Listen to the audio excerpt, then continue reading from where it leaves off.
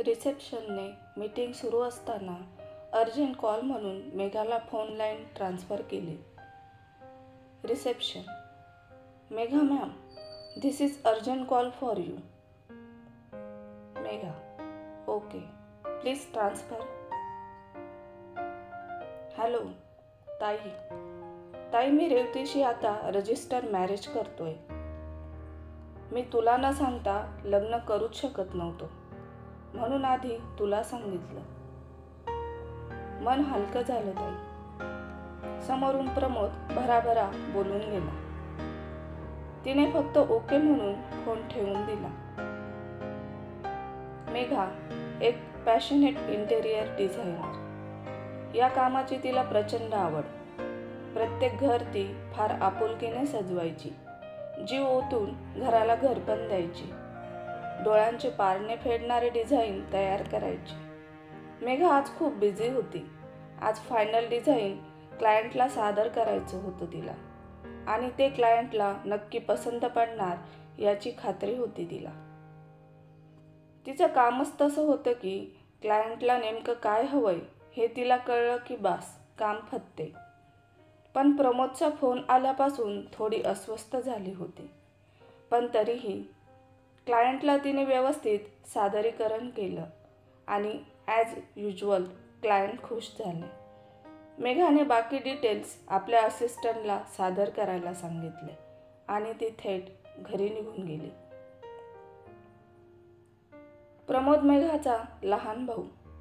आई वडील कार अपघातात मृत्यू झाल्यानंतर हे दोघंच एकमेकांचा आधार होते. मेरिटवर अभ्यास करून आज प्रमोद मोठ्या पदावर कार्यरत होता. कॉलेजमध्ये त्याला रेवती भेटली आणि तिथूनच ते एकमेकांच्या प्रेमात पडले. मेघाला त्याने रेवतीवर असलेल्या प्रेमाबद्दल सांगितले होते. मेघाला हे रेवती पसंत होती, पण हे असं अचानक रजिस्टर मॅरेज. डोकं भणभणायला लागलं विचार करून.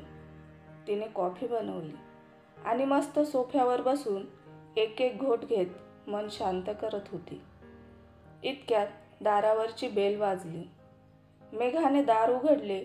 समोर प्रमोद आणि रेवती उभे. दोघांच्या गळ्यात फुलांचा हार आणि रेवतीच्या गळ्यातील मंगळसूत्र सगळं सांगून जात होतं की खरोखरच यांनी लग्न केले. मेघाने दोघांनाही आत येण्यास मज्जाव केला आणि ती तडक आत निघून गेली. आतून गाडीची चावी घेऊन आली. मेघा, चला. प्रमोद. ताई, प्रश्नार्थक मुद्रेने. कुठे? मेघा, रेवतीच्या घरी. अगं पण. मेघा, सगळं आत्ताच सांगू? चल आधी ही घे चावी, गाडी स्टार्ट कर. प्रमोद. ओके. मेघा, रेवती, घरी अजून काही माहीत नसेलच तुमच्या लग्नाबद्दल? नाही ताई, पण मला खूप भीती वाटते. लग्न करताना नाही वाटली, मग आता का घाबरतेस? प्रमोद. ताई नको ना, खूप राडा होईल. मेघा, काय घाई होती लग्नाची? आपण रीतसर मागणी घातली असती. हे डायरेक्ट रजिस्टर मॅरेज करायची काय गरज होती? प्रमोद. मीही तेच बोलत होतो तिला, पण ही ऐकायलाच तयार नव्हती. जीव द्यायला निघाली होती. मेघा, कसल्या का तुम्ही सुशिक्षित मुली? आपल्या प्रेमावर विश्वास नव्हता की स्वतःवर? रेवती. नाही ताई, तसं नाही.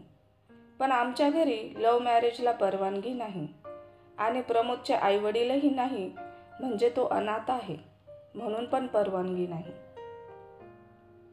मेघा. मी बघते काय ते हार काढून गाडीतच ठेवा. आणि रेवती, तू ते मंगळसूत्रही बाजूला काढून ठेव. अनाथ हा शब्द ऐकून तर तिचा पाराच चढला, पण तसं तिने दाखवले नाही. गाडी रेवतीच्या घरासमोर येऊन थांबली. घर कसला सुंदर असा बंगला होता तो. मेघा. प्रमोद, गाडीतल्या 2 बॅग सोबत घे. काय आहे यात? मेघा. चल आधी, मग कळेल. तिघेही दरवाजासमोर येऊन थांबतात.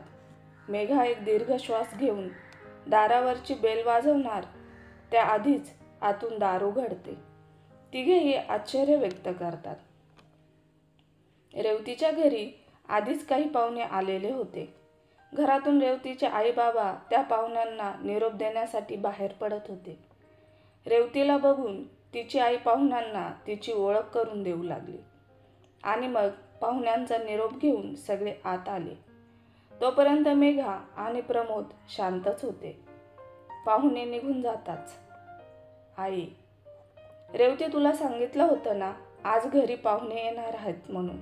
आज तरी घरी थांबायचं होतं. बाबा, जाऊ दे ग, लहान आहे अजून ती. आई, लहान? आता तिच्यासाठीच पाहुणे बोलावले होते ना. रेवती, म्हणजे? एव्हाना मेघाला घरच्यांच्या बोलण्यावरून अंदाज आला होता की ते पाहुणे रेवतीला पसंत करण्यासाठी आले होते. रेवतीला मध्येच थांबवत मेघाने स्वतःची आणि प्रमोदची ओळख करून दिली. मेघा, सर, मी मेघा सबनीस, आणि हा माझा लहान भाऊ प्रमोद. MBA केलंय त्याने आणि मोठ्या हुद्द्यावर कामाला आहे.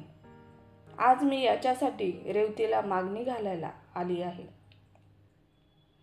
रेवती आणि प्रमोद एकमेकांना आश्चर्याने बघतात. आपली ताई आपल्याला यासाठी इथे घेऊन आली याची अपेक्षाच नव्हती त्यांना. इतक्यात रेवतीचा मोठा भाऊ विक्रम आत येतो, जो पाहुण्यांना बाहेरपर्यंत सोडायला गेलेला असतो. विक्रम, सॉरी, पण ते शक्य नाही. रेवूचं लग्न आम्ही आत्ताच माझ्या मित्रासोबत पक्क केलं आहे. सो तुम्ही निघालात तरी चालेल. मेघा शांतपणे रेवतीच्या बाबांना, सर, रेवती आणि प्रमोद एकमेकांना पसंत करतात. प्रेम आहे त्यांचं एकमेकांवर. रेवतीचे आई बाबा आणि विक्रम रेवतीकडे बघतात. रेवतीची खाली झुकलेली मान त्यांना सर्व काही सांगून जाते. रेवतीचे बाबा काहीसा विचार करून, मग तुमच्या आईवडिलांना माहीत आहे का हे की तुम्ही परस्पर ठरवून आलात का सबनीसांच्या मुलांना आगाऊपणा करण्याची सवयच आहे? मेघा तरीही शांतपणे, नाही, आम्हा सबनीसांच्या मुलांना मुळात आगाऊपणा जमतच नाही. आमचे आईबाबा नाही म्हणून मी प्रमोदची मोठी बहीण या नात्याने माझं हे कर्तव्य समजून इथे आली आहे. रेवतीचे बाबा, आय एम सॉरी. वाईट वाटले ऐकून की तुमच्यावर आईबाबांचं छत्र नाही. ते असते तर एक वेळ आम्ही विचार केला असता, पण आता हे लग्न शक्य नाही. मेघा, अहो पण का? हल्ली आईबाबा स्वतः एकटा राहणारा मुलगा शोधतात आपल्या मुलीला सासू सासरे यांचा त्रास नको म्हणून. मग काय हरकत आहे? रेवतीची आई म्हणाली, मुलांना वेगळं केलं की ते आपलीच मनमानी करतात. घर संसार याचं त्यांना काहीही पडलेलं नसतं. घरात मोठी माणसं असली की दोघांतले वाद विकोपाला जात नाही. त्यांची चूक त्यांना वेळीच उमगली की संसाराचा गाडा सुरळीत पार पडतो. ते उमगण्यासाठीच घरी मोठी माणसे हवी. विक्रम, अशी मुलं प्रेम तर करतात, पण फॅमिली बॉन्डिंग काय असते हे न कळल्याने नातं टिकू शकत नाही. मेघा विक्रमचं बोलणं मध्येच थांबवत, 1 minute mister, what ever your name is. Family bonding आम्हाला चांगलंच कळतं. 15 वर्ष झाली आईबाबा कार अपघातात जाऊन. आमचा प्रमोद फक्त 10 वर्षाचा होता. तेव्हापासून आम्हीच एकमेकांचा आधार आहोत. लग्न न जमवण्यासाठी कोणतीही क्षुल्लक कारणं देऊ नका. प्रमोद, ताई आपण निघूया इथून. अजून अपमान नको आणि स्पष्टीकरण तर त्याहूनही नको. मुळात रेवती या सगळ्यात काहीही बोलत नाही याचा राग प्रमोदला येतो. प्रमोद मेघाचा हात धरून निघायला लागतो. मेघा तशीच मागे वळून, आमच्या आईवडिलांनी फार चांगलेच संस्कार आमच्यावर केले, म्हणून आम्ही इथे मागणी घालायला आलो. आणि आमची फॅमिली बॉन्डिंग इतकी चांगली आहे की रेवतीशी रजिस्टर मॅरेज करताना माझ्या भावाने निदान एक फोन करून मला सांगितले तरी की ताई, मी रेवतीशी रजिस्टर मॅरेज करतोय, बट अनफॉर्च्युनेटली तुमच्यात ती बॉन्डिंग नाही. तुमची बहीण पळून जाऊन लग्न करते, इथेच तिचा तुमच्यावरचा विश्वास कळतो. रेवती आज माझ्या भावाची बायको आहे, पण तिने पळून लग्न केले म्हणून तिच्या घराची बदनामी नको आणि आई वडिलांपासून तिची ताटातूट नको म्हणून मी इथे आले होते. हे आमच्या आई वडिलांचे संस्कारच आहेत, ज्यांनी मला आधी रेवतीचा आणि तिच्या घरच्यांचा विचार करायला भाग पाडलं. येतो आम्ही. मेघा आणि प्रमोद निघून जातात. इथे रेवती ही रडत रडत रूममध्ये निघून जाते. रेवतीचे आई बाबा स्वतःकडे हतबल होऊन बघत बसतात. रेवतीची आई तिच्या रूममध्ये जाते. रेवती तिच्या बेडवर पालथी पडून उशीला कवटाळून ढसाढसा रडत असते. आई तिच्या डोक्यावर हळूवार कुरवाळते. रेवती रागाने आईचा हात दूर लोटते. आई तिला समजावण्याच्या प्रयत्नात परत तिला हाक मारत कुरवाळते. तशी ती रागात उठून बसते. आई, शिखाच्या चुकीची शिक्षा मला का देण्यात येते? चुकीचं तर शिखा वागली होती, मनमानी पण तीच करत होती. अजूनही शिखामुळे बाकीच्यांना का गृहीत धरताय तुम्ही? आई तिला आपल्याजवळ घेते. रेवती परत आपल्या आईच्या कुशीत ढसाढसा रडायला लागते. इतक्यात विक्रम आत येतो. आई रेवतीला गप्प राहण्यास सांगते. रेवू, आता तो विषय नको. विक्रम रेवतीच्या बाजूला येऊन बसतो. विक्रम, मी ऐकलंय सगळं. खरोखरच शिखामुळे आपण सगळ्यांनाच गृहीत धरायला लागलोय. रेवती, भाई, मला तसं म्हणायचं नव्हतं. रेवतीची आई, विक्रम प्लीज, रेवूला खरंच तसं म्हणायचं नव्हतं. रेवतीचे बाबाही तिथे येतात. रेवतीचे बाबा, विक्रम, मला तरी वाटतं प्रमोद आणि मेघा खरंच चांगली माणसं आहेत आणि आता या दोघांनी लग्न केलंच आहे. मग आता आपण उगाच विषय ताणायला नको. मेघा हुशार आहे आणि समजूतदार सुद्धा. आपली रेवू सुखी राहील. रोहनच्या बाबांशी मी बोलेन, समजावीन त्यांना. विक्रम, मी बोलतो रोहनशी. रेवती, भाई, आय एम सॉरी. विक्रम, यात तुझी काहीच चुकी नाही. आणि विक्रम निघून जातो. दुसऱ्या दिवशी नेहमीप्रमाणे प्रमोद ऑफिसला जायला निघतो. मेघा आपल्याच विचारात गुंग असते. प्रमोद तिच्याजवळ जातो. गुडघ्यावर बसून मेघाला समजावतो. ताई, अगं कशाला वाईट वाटून घेतेस? होईल सगळं नीट. Megha, I am sorry.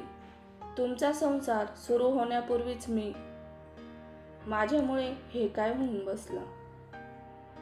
Pramod, ताई, काहीही झालेलं नाही. तू रडणं थांबव आधी.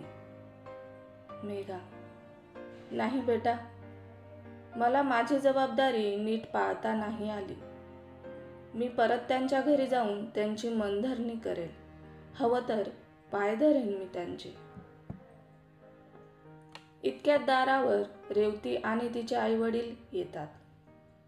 रेवतीचे बाबा, त्याची काही एक गरज नाहीये. बेटा, आम्हाला माफ कर, पण तिसऱ्या एका व्यक्तीमुळे आम्ही तुम्हाला गृहीत धरायला नको होतं. आम्ही आत येऊ शकतो? मेघा आपले अश्रू पुसत, या ना सर, प्लीज बसा तुम्ही, मी पाणी आणते. रेवतीची आई, नको मेघा, राहू दे. तू बस आधी. मेघा, कालच्या प्रकाराबद्दल आम्ही तुम्हा दोघांचीही माफी मागतो. प्रमोद, अहो माफी कशाला, कालचा विषय कालवरच सोडून देऊया. रेवतीचे बाबा, मग लग्नाची तयारी करायला हवी. काय आहे की यांनी रजिस्टर केलं, पण आपल्या पद्धतीने होऊन जाऊ देत लग्न. मेघा, अगदी माझ्या मनातलं बोलणार सर. रेवतीची आई, अगं सर काय म्हणतेस, बाबा म्हण त्यांना, आणि मला आई. मेघा खूप खुश होते. प्रमोद आणि रेवती दोघेही आनंदाने बहरून जातात. पुढची सविस्तर चर्चा करण्यासाठी मेघा आणि प्रमोदला रात्रीच्या जेवणाचे आमंत्रण देऊन रेवती व तिचे आईवडील निघून जातात. प्रमोद, लव यू दीदी, thank you so much being a part of my life. आणि तो तिला घेऊन आनंदाने नाचायला लागतो. नंतर दोघेही आपापल्या कामाला निघून जातात. आज मेघाला एका क्लायंटच्या ऑफिसमध्ये मीटिंगला जायचे असते. असं तर त्या क्लायंटचे बरेचसे प्रोजेक्ट मेघाने पूर्ण केले होते, पण यावेळेस त्याच्या नवीन घराचं डिझाईन होतं, ज्यात त्याने स्वतःहून लक्ष घातले होते. आफ्टर ऑल त्याला ते घर त्याच्या होणाऱ्या बायकोला गिफ्ट करायचं होतं. हा क्लायंट म्हणजे विक्रमचा मित्र रोहन देशमुख. मेघाला हे अजून तरी माहीत नसतं. आज पहिल्यांदाच दोघांची ओळख होणार असते. मेघा केबिनचं दार नॉक करून, may I come in? Rohan, oh miss Megha, please come in. मेघाला बघताच रोहन खुर्चीवरून उठून उभा राहतो. तिला एक क्षण पाहतच बसतो. हलका गुलाबी रंगाचा चुडीदार सूट, हातात त्याच कॉम्बिनेशनच्या बांगड्या, गळ्यात नाजूक सोन्याची चेन, मोकळे सोडलेले लांब केस, ओठांवर फिकट गुलाबी रंगाची लिपस्टिक आणि माथ्यावर मोतीची टिकली. तिच्या सौंदर्यात अजूनच भर पाडत होती. मेघा, हॅलो मिस्टर रोहन, मी मेघा. आज पहिल्यांदाच आपली भेट होते. रोहन, इतके दिवस हा आयटम कुठे होता यार, अगदी हळू आवाजात. मेघा, एक्सक्यूज मी, काही म्हणालात? मेघाने त्याचं बोलणं बरोबर ऐकलं, पण इग्नोर करत ती कामाविषयी बोलू लागली. रोहन, काम तर होतच राहतील. बाय द वे, आज संध्याकाळी बाहेर कॉफीसाठी भेटूया. मेघा जरा दचकून, आय एम सॉरी, बट मला काही कामं आहेत. तुम्ही हे डिझाईन फायनल करा ना, कॉफी काय होतच राहील. डिझाईन बघताना रोहनचं लक्ष डिझाईनवर कमी आणि मेघावरच जास्त होतं. मेघाने ते बरोबर हेरलं. तिने लवकरात लवकर मीटिंग संपवली आणि तेथून बाहेर निघाली. ती जरा घाईतच निघाली आणि तिचा एकाला धक्का लागून पाय घसरला, पण समोरच्या व्यक्तीने प्रसंगावधान राखून तिला पकडले. दोघांची नजरभेट झाली आणि ती चमकून स्वतःला सावरत मागे झाली. तो विक्रम होता. ती फक्त थँक्यू म्हणून निघून गेली आणि विक्रम रोहनच्या केबिनमध्ये जातो. रोहन, हाय विक्रम, आज सकाळीच येणं केलंस? विक्रम, रोहन तुझ्याशी थोडं बोलायचं होतं. रोहन, हा बोल ना, तू एवढा अपसेट का आहेस? Is everything okay? विक्रम, रेवतीशी तुझं लग्न नाही होऊ शकत. I am sorry for that. I hope you can understand. याचा आपल्या मैत्रीवर काही परिणाम नाही होणार. आणि तो रेवती व प्रमोदबद्दल सांगतो. रोहन, बस काय यार, इट्स ओके. ॲक्च्युली रोहनला रेवतीशी काही देणं घेणं नव्हतं. रेवतीसोबत लग्न करून त्याला विक्रमकडून आपला बिझनेस वाढवून घ्यायचा होता. पण आता रोहनला बिझनेसपेक्षा मेघामध्ये जास्त इंटरेस्ट वाटत होता. म्हणून लग्न तुटण्याचं वाईट त्याला वाटत नव्हतं. रोहन, स्मार्ट, हुशार आणि एक श्रीमंत मुलगा. पण तो थोडा श्रीलंपट होता. आजही मुलगी तर उद्या दुसरी. विक्रमची आणि त्याची भेट एका कॉन्फरन्स दरम्यान होते. त्याच्या गोड बोलण्याच्या स्वभावामुळे तो चांगलाच परिचयाचा होऊन जातो. विक्रम स्वतःहून रेवतीच्या लग्नाचा प्रस्ताव रोहनसमोर मांडतो. रोहनचा मूळचा स्वभाव फार वेगळा असतो. रात्रीच्या जेवणासाठी मेघा आणि प्रमोद रेवतीच्या घरी येतात. प्रमोद आणि रेवतीचं लग्न डेस्टिनेशन वेडिंग असं ठरवतात. रेवतीचे बाबा लग्न गोव्याला त्यांच्या आजोळी करण्याचा प्रस्ताव मांडतात. 15 दिवसांनी साखरपुडा आणि 1 महिन्यानंतर लग्न असा मुहूर्त काढून सगळा कार्यक्रम ठरवतात. सगळे गप्पा मारत हसत खेळत जेवणाला सुरुवात करतात. पण विक्रम जेवणाला उपस्थित नसतो. मेघा त्याबद्दल बाबांना विचारते. इतक्यात विक्रम आणि रोहन येतात.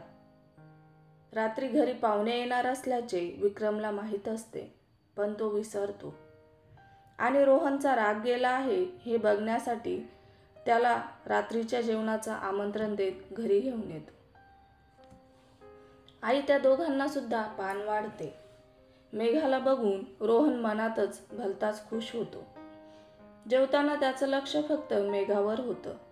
मेघानेही ते ओळखलं होतं. तिने लवकर जेवण आटपून प्रमोदला घेऊन सर्वांचा निरोप घेतला.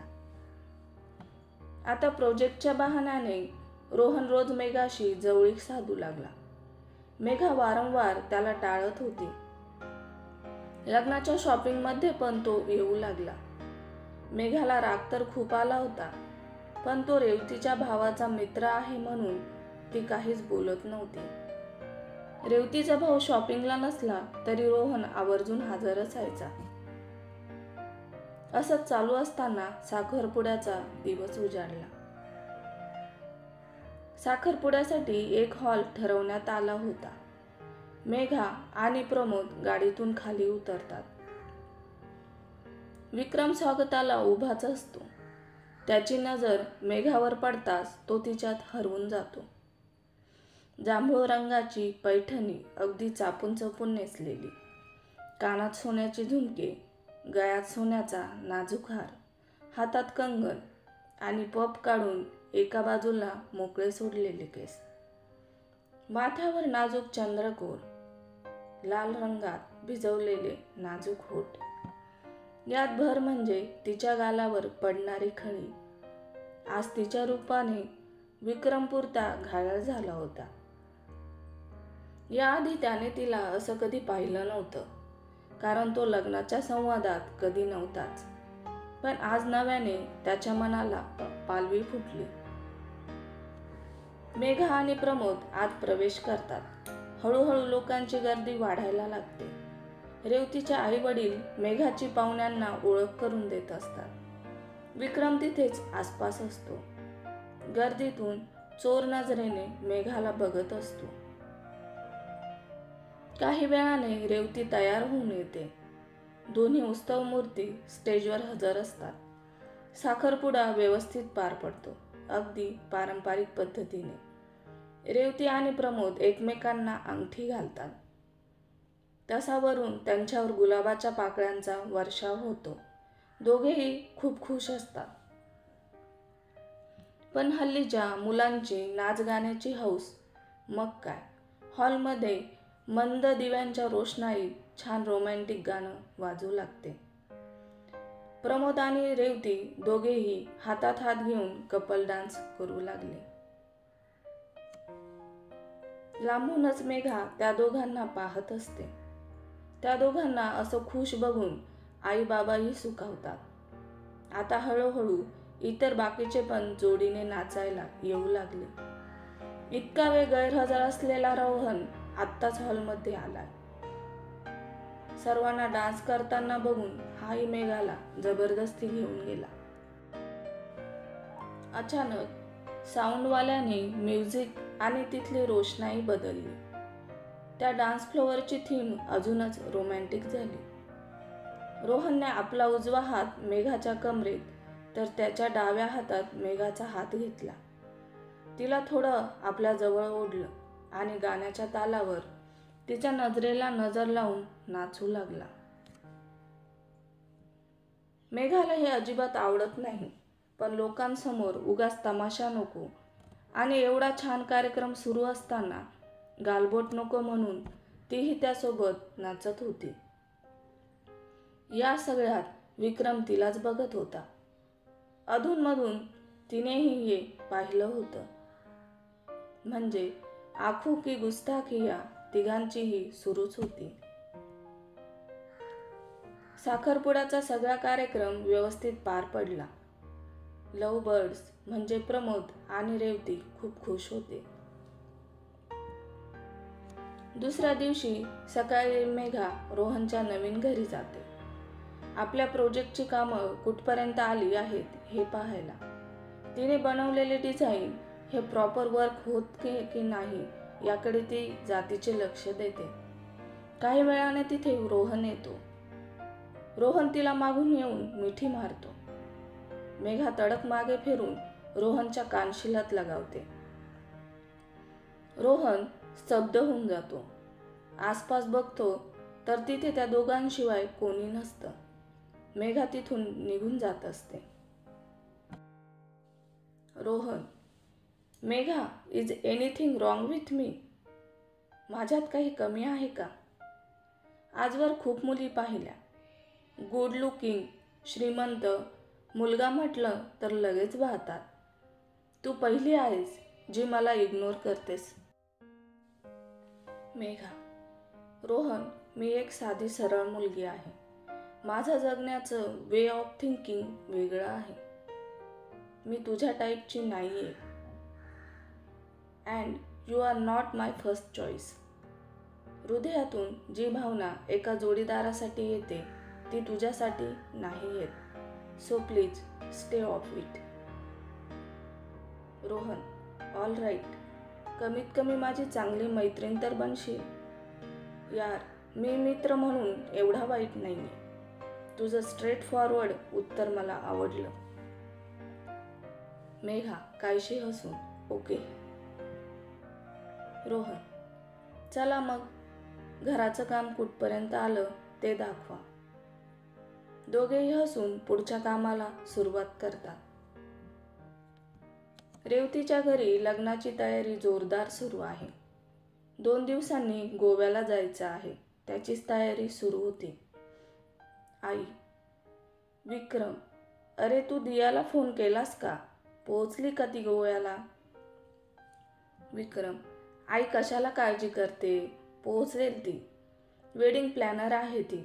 तिला तिच्या जबाबदारीची जाणीव आहे. आई, धांदरट आहे नुसती, पण तुम्हाला तीच हवी होती.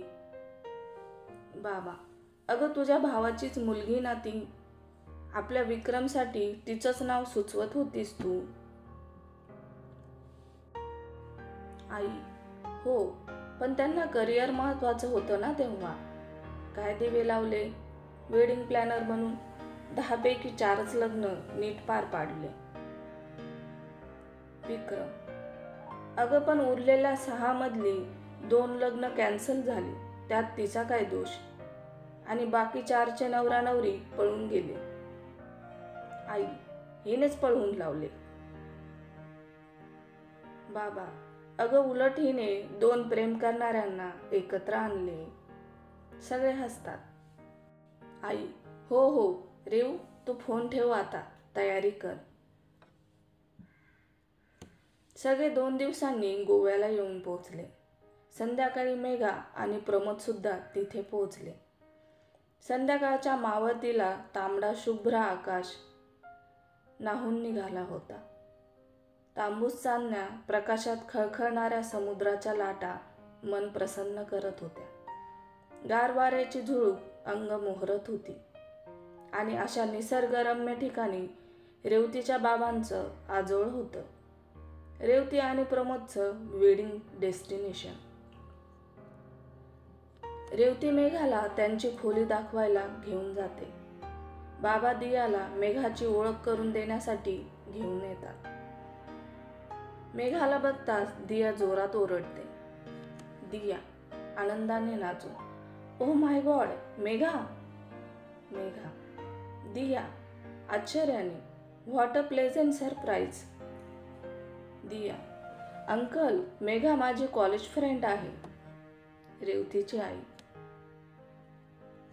त्याचवेळी मेघाला जेवणासाठी बोलवायला येतात. दिया, तुझं कॉलेज तर पुण्यात होतं. मेघा.